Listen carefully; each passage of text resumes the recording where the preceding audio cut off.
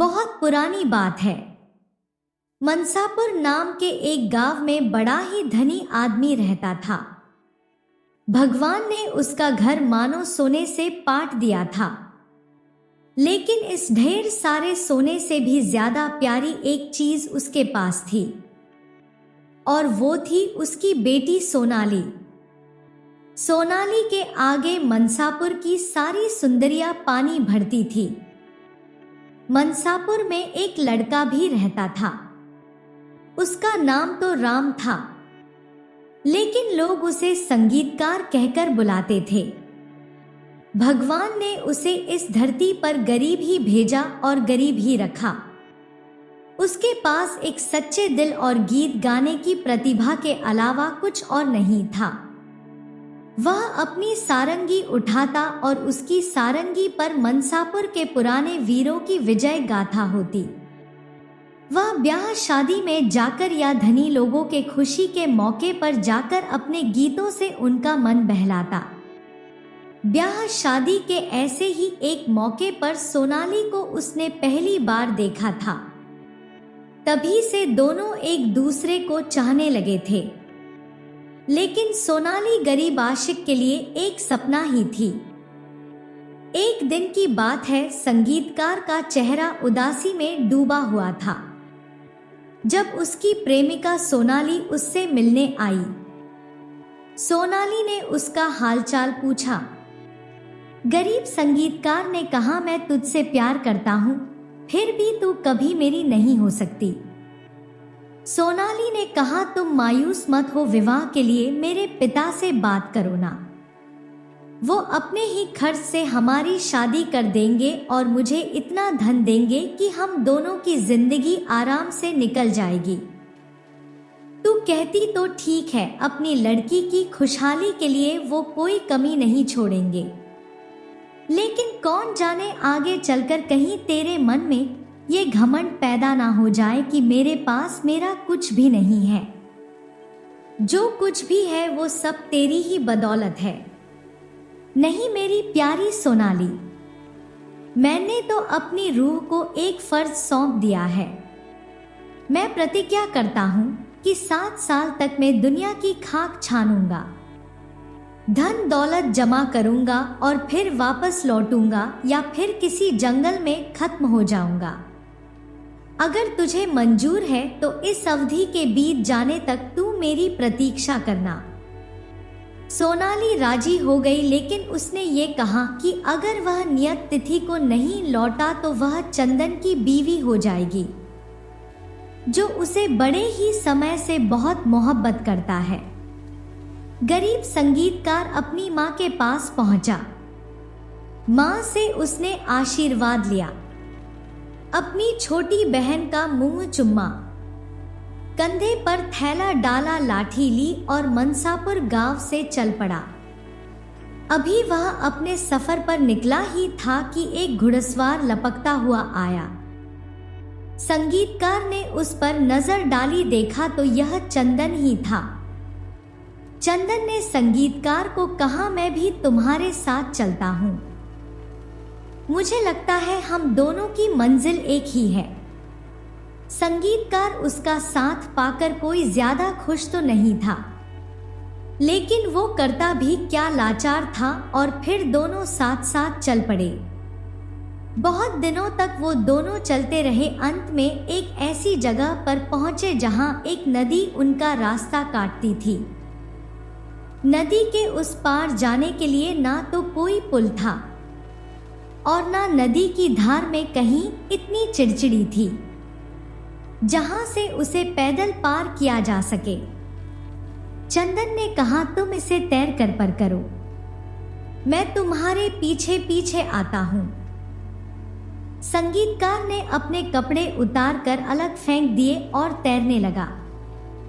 पार पहुंचने पर उसने मुड़कर देखा तो वह चिल्ला उठा, हे ईश्वर, ये कैसी मुसीबत है। उसने देखा कि चंदन उसके कपड़ों को समेटकर मनसापुर की ओर लपका जा रहा है। उड़ती हुई धूल के सिवा उसे कुछ नजर नहीं आ रहा था। ऐसा मालूम होता था मानो कोई सांप भूमि पर सरसरता हुआ भागा जा रहा हो।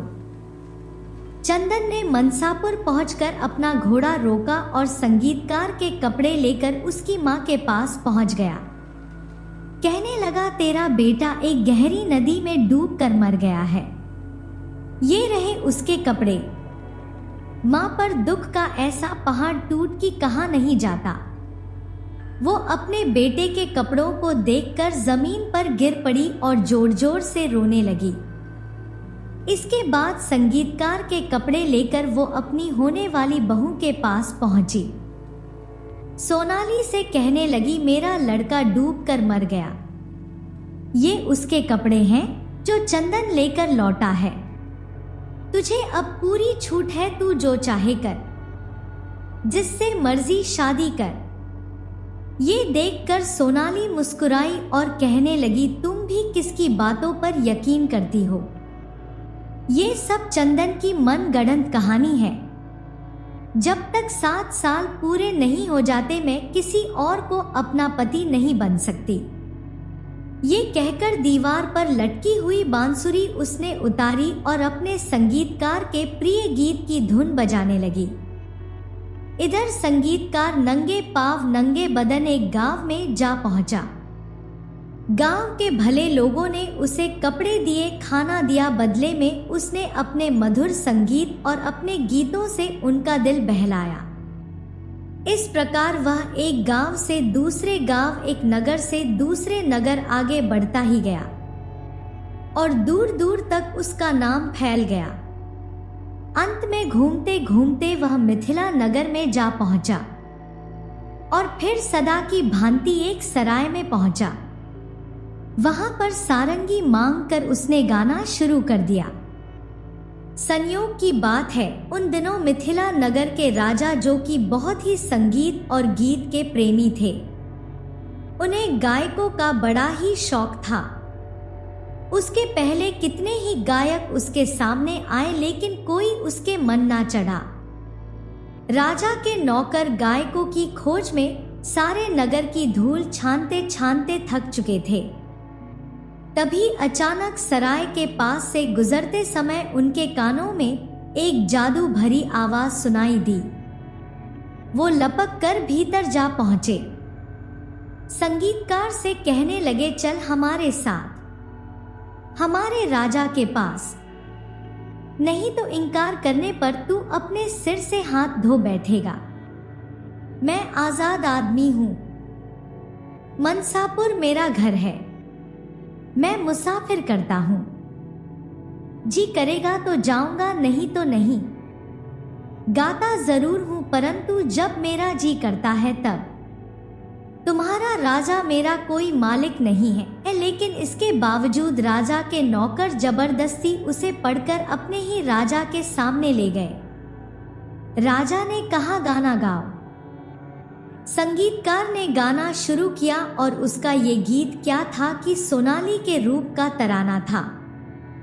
गर्बीले राजा को गीत इतना पसंद आया कि उसने संगीतकार को अपने दरबार में ही रख लिया। सोने और चांदी की उस पर वर्षा होने लगी। एक से एक बढ़िया कपड़े, खुशी से भरा हुआ रंगीन जीवन अब वह बिता रहा था। ऐसो आराम की उसे कोई कमी ना थी। सोनाली को वो भूल ही गया था ये तो नहीं पता, लेकिन इंतजार की नियत अवधि खिसकी जा रही थी। 7 सालों में से आखिरी साल जल्द ही खत्म होने वाला था, लेकिन यहाँ से विदा होने की अभी तक उसे कोई शुद्ध नहीं थी। इसी समय 40 ऊंटों और 80 गुलामों का एक कर्मा लेकर कोई सौदागर मनसापुर से रवाना होने वाला था। सो सोनाली ने उसे अपने पास बुलाया और उसे एक सारंगी दी। कहने लगी, सौदागर, इस सारंगी को अपने साथ लेते जाओ।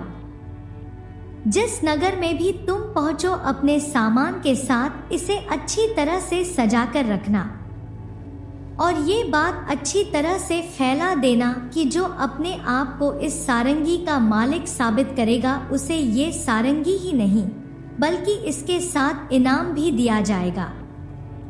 सौदागर चल दिया। जिस जगह पर भी वह पड़ाव डालता, सोनाली ने जो काम सौंपा था उसे करता, लेकिन ऐसा कोई ना मिला जो उस सारंगी को अपना मलिक होना मंजूर करता। सो ना तो किसी ने सारंगी हासिल की और ना ही इसका इनाम। सौदागर का जब सारा सामान करीब करीब बिक चुका था, बचे कुचे सामान के साथ वह मिथिला नगर में जा पहुंचा। साथ ही सोनाली की शर्तों को पूरे नगर में फैला दिया। संगीतकार ने भी इसके बारे में सुना। भागकर वह उस सराय में पहुंचा जहां पर मनसापुर का सौदागर रुका हुआ था, और सौदागर की दुकान पर वह सारंगी सजी हुई थी। सारंगी देखते ही संगीतकार बोला, ये मेरी है। सौदागर ने कहा, बेशक ये तुम्हारी है, इसका कारण ये है कि तुमने इसे पहचान लिया।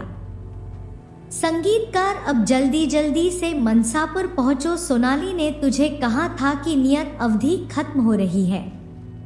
अगर तुम ठीक समय पर वहां पर मौजूद ना हुई तो वह किसी और से शादी कर लेगी।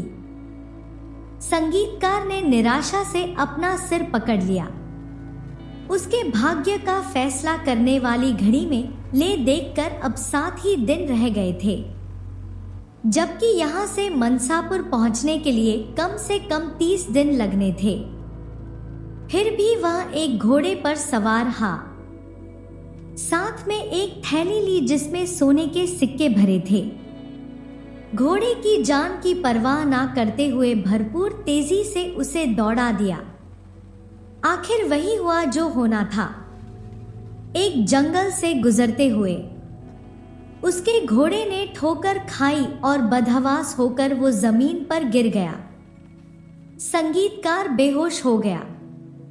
एक दिन के बाद उसे होश आया तो वो एक कुटिया में था। एक साधु उसके सामने खड़ा था। संगीतकार ने पूछा, मैं यहां पर कैसे आया?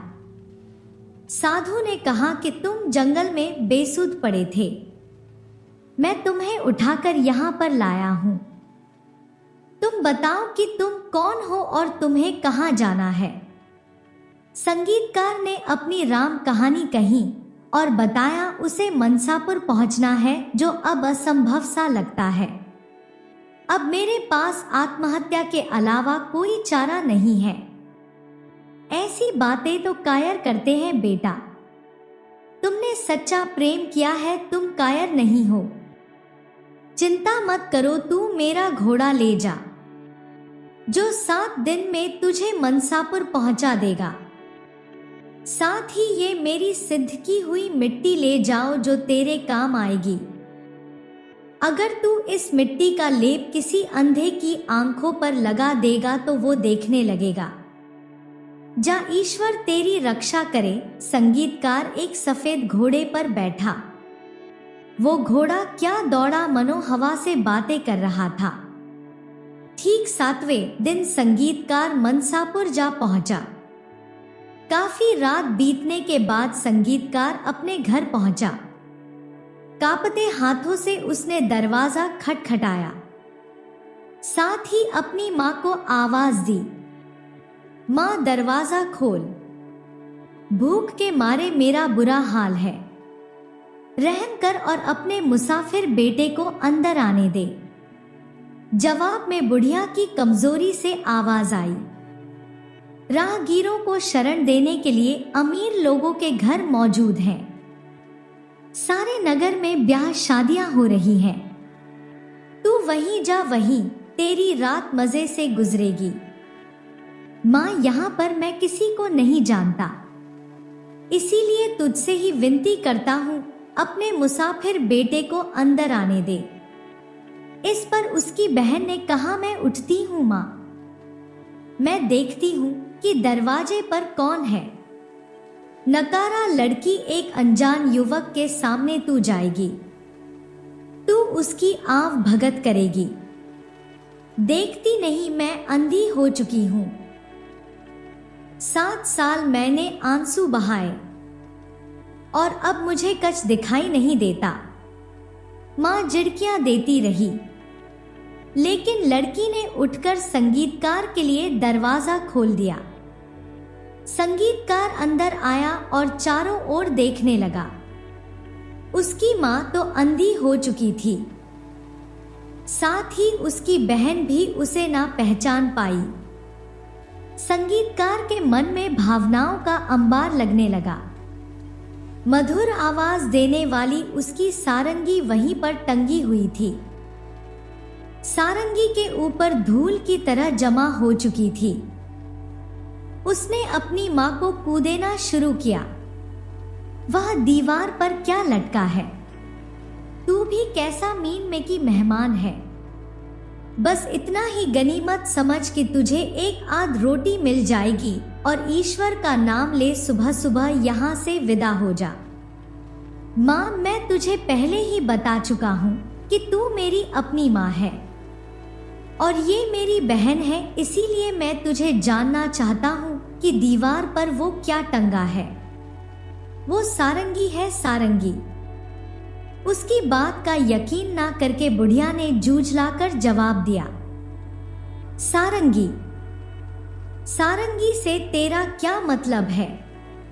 गाना गाते समय इसे बजाया जाता है। इस पर संगीतकार बुढ़िया के पीछे पड़ गया और कहने लगा कि बहन, उसे सारंगी उतार कर दिखा दे। बुढ़िया ने जवाब दिया, भला ये कैसे हो सकता है? ये सारंगी मेरे दुखियारे बेटे की है और लंबे लंबे 7 साल से यही दीवार पर लटकी है। किसी भी जीवित आदमी ने इसे अपने हाथ से नहीं छुआ। लेकिन उसकी बहन उठी और दीवार से सारंगी उतार कर उसे दे दी। इसके बाद आकाश की ओर उसने अपनी आंखें उठाई और भगवान से प्रार्थना की। उसके मुंह से निकला कि मैं अपने मन की इच्छा पूरी करने के लिए जा रहा हूं। ईश्वर मेरा साथ देना। उसने तांबे के तारों को छेड़ा, तारों से झंकार उठने लगी। फिर संगीतकार ने गीत गाना शुरू कर दिया। उसका दर्द भरा गीत सुनकर मन की आंखों से आंसू फूट पड़े और वो बोली, तुम्हारा नाम क्या है? अपने गीत से तूने मेरा हृदय छलनी छलनी कर दिया। इसी रात को मैंने सपना देखा था कि मेरे बाल एकदम सफेद हो गए हैं। आंसुओं के 7 साल ने मुझे अंधी बना दिया है। तेरी आवाज मेरे बेटे की आवाज से मिलती है। सो तू ही बता कि वह कब लौटेगा। संगीतकार ने बुढ़िया को बहुत समझाया कि वह उसी का बेटा है। बुढ़िया ने उसका यकीन नहीं किया। कुछ मिनट तक रुकने के बाद संगीतकार ने कहा, मेरी अच्छी माँ, कम से कम इतना तो कर दे कि ये सारंगी मुझे कुछ देर के लिए दे दे। मैं इसके साथ अपना नसीब आजमाना चाहता हूँ। मैंने सुना है कि पास में ही शादी हो रही है। मेरी बहन वहां का रास्ता दिखा दे। मैं गाऊंगा बजाऊंगा और जो कुछ मिलेगा उसे तुम दोनों के साथ साझा करूंगा। नहीं नहीं, मैं ये नहीं मान सकती। जब से मेरा लड़का गया है ये सारंगी कभी घर से बाहर नहीं गई। लेकिन आशिक गरीब ने कहा, तू सारंगी की चिंता मत करना। ये ले सोने के सिक्कों से भरी हुई थैली। अब ये सारंगी की जिम्मेवारी मेरी हुई। बुढ़िया ने उस थैली को टटोला, ये जानकर कि वो सोने के सिक्कों से भरी हुई है। उसने सारंगी ले जाने की इजाजत दे दी। बहन ने उसे रास्ता दिखाया और उस धनी घर में पहुंची जहां धूमधाम से शादी की दावत हो रही थी। अपने भाई को वहां पर छोड़कर बहन खुद दरवाजे पर खड़ी हो गई। वह देखना चाहती थी कि अब आगे क्या होता है। सोनाली इसी घर में रहती थी और ठीक इसी रात वो चंदन की पत्नी बनने वाली थी। चंदन अपने सगे संबंधियों और साथियों के साथ खानपान में मस्त था।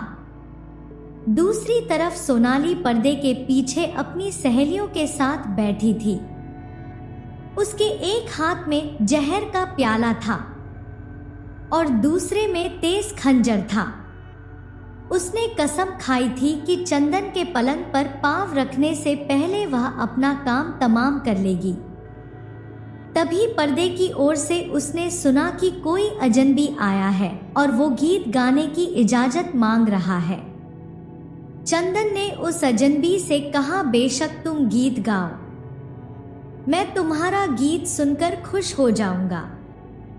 ये शादी का मौका है, गाने और नाचने वालों को भला कौन मना कर सकता है। सो तू भी कुछ सुना तो मैं भी तुझे एक मुट्ठी सोने दूंगा। इसके बाद संगीतकार ने अपनी सारंगी उठाई और गाना शुरू कर दिया। गाने लगा, मिथिला नगर मैंने मिश्री मदिरा का जाम लगाया और सिर्फ 3 ही दिन में मैं उड़कर यहाँ पर आया। चंदन के भाई के दिमाग में बुद्धि कुछ कम ही थी। चंदन अपने भाई के साथ बैठा था। उसके भाई ने खंजर निकाला और चिल्लाकर बोला, तू झूठ बोलता है। मिथिला नगर से यहाँ कोई 3 दिन में कैसे आ सकता है। चंदन ने उसे संभालते हुए कहा, अरे भाई ये तो गायक है और अपनी कल्पनाओं में ये सारी दुनिया घूम सकते हैं, तुम इसकी बातों की फिक्र मत करो। संगीतकार ने अपना गीत आगे जारी रखा। इधर सोनाली ने जब उसकी आवाज सुनी तो संगीतकार को पहचान लिया। जहर के प्याले को एक तरफ फेंका और खंजर को दूसरी तरफ और अपनी सहेली से बोली, तू नहीं पहचान सकी इसे, लेकिन मैंने इसकी आवाज को पहचान लिया है। ये इतनी प्यारी आवाज सिर्फ मेरे संगीतकार की है। सोनाली दौड़ती हुई पर्दे से बाहर आई और झरोखे से उसने अपने आशिक को देखा और पहचान लिया। उसके मुंह से एक चीख निकली। भागी भागी वह उसके पास पहुंची और उसके गले में बाहें डाल दी। इसके बाद कुछ पलों के लिए वे दोनों बेशुद्ध हो गए। चंदन का भाई ये देखकर आग बबूला हो गया। उसने खंजर निकाला और उन पर टूट पड़ा। वह दोनों को मार डालना चाहता था, लेकिन चंदन ने उसे रोकते हुए कहा, भाई रुक जा, अपना गुस्सा ठंडा कर और याद रख कि इस जन्म में जो कुछ भी मेरे भाग्य में था मुझे वही मिलेगा और उससे कभी छुटकारा नहीं मिल सकता। सोनाली मेरे भाग्य में नहीं थी तो कोई बात नहीं। होश आने पर सोनाली लाज के मारे लाल हो गई थी।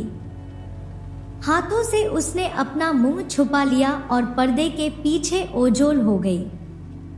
तब दूल्हे यानी चंदन ने कहा, मेरे भाई इतने थोड़े समय में तू इतना बड़ा रास्ता पूरा करके कैसे आ गया। संगीतकार ने उसको अपनी सारी कहानी बताई। इधर संगीतकार की बहन जो दरवाजे पर ही खड़ी थी, ये सब सुनते ही वो अपनी माँ के पास गई। उसने चिल्लाकर कहा, माँ वो सचमुच ही मेरा भाई और तेरा बेटा संगीतकार है। इसके बाद वो अपनी माँ का हाथ पकड़कर उसे वहां ले आई जहां पर दावत हो रही थी। संगीतकार ने अपने झोले में से वो मिट्टी निकाली, उसे पानी में घोलकर अपनी माँ की आंखों पर लेप कर दिया। लेप करते हुए वो कहने लगा, तुम लोगों के सामने अब ये बात सच साबित हो जाएगी कि मैं एक महान साधु से मिलकर आ रहा हूँ।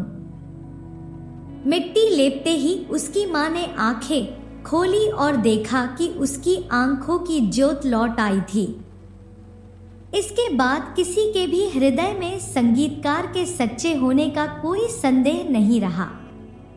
दूसरी तरफ चंदन जो सोनाली को चाहता था, उसने सोनाली का हाथ संगीतकार के हाथों में थमा दिया।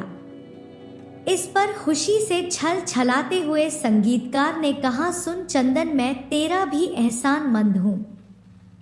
मेरी बहन उस दुल्हन से किसी भी तरह से कम नहीं है जिसे तेरा ब्याह होने वाला था। मैं अब आमिर भी हूँ, सो वह भी चांदी और सोने से उतनी ही लदी होगी जितनी सोनाली। तू उसे स्वीकार कर और ईश्वर तुम दोनों को भी उतनी खुशियां दे जितनी मुझे और सोनाली को मिली है। संगीतकार और सोनाली की शादी हो गई।